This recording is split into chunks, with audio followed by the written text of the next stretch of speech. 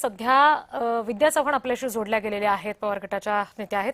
विद्याताई, आता चाकणकरांनी अखेर राजीनामा दिलेला आहे. मुख्यमंत्र्यांचे आलेले आदेश, विरोधकांकडून सगळ्यांकडून निर्माण झालेला दबाव आणि यानंतर अखेर आयोगाचा अध्यक्षपदाचा राजीनामा चाकणकरांनी दिलाय. आपण कसं पाहता याकडे?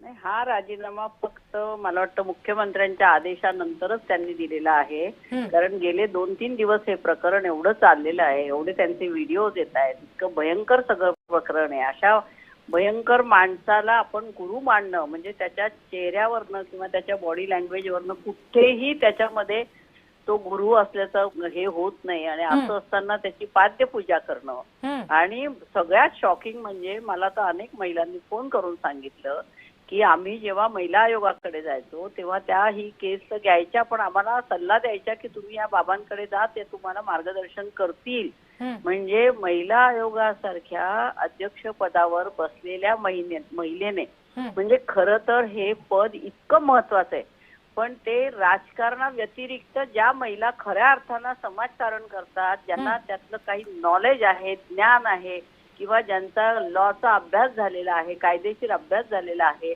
अशा महिलांना देणं आवश्यक आहे. परंतु हे पद अशा प्रकारे रुपाली चाकणकर यांनी दुसऱ्यांदा पटकावलं होतं. अत्यंत सुमार व्यक्तिमत्व, काहीही त्यांना त्यातलं समजत नव्हतं, कळत नव्हतं, पण तरी सुद्धा अट्टहास की आपल्याला काहीतरी पद मिळालं पाहिजे. आणि आज त्या सांगतात त्या गुरूंमुळेच मला हे पद मिळालं. म्हणजे हे किती भयंकर आहे. आणि मंत्रालयात आपण जसं म्हणतोय की खरात प्रकरणामुळे हे सगळं भोवलंय, दबाव निर्माण झालाय, पण जे राजीनाम्याचं पत्र त्यांनी दिलंय त्याच्यात त्यांनी म्हटलंय की वैयक्तिक कारणासाठी राजीनामा देते. मग त्या असं थोडी म्हणणार आहेत. त्यांच्यात तेवढी हे नाही, त्यांची काय म्हणतात त्याला, त्यांची क्षमता नाही की आपण त्याच्यात कबूल करावं की असं असं झालेलं आहे आणि मग या कारणामुळे माझा राजीनामा मागत आहेत म्हणून मी दिलाय. परंतु त्यांनी तसा कुठेही उल्लेख केलेला नाहीये.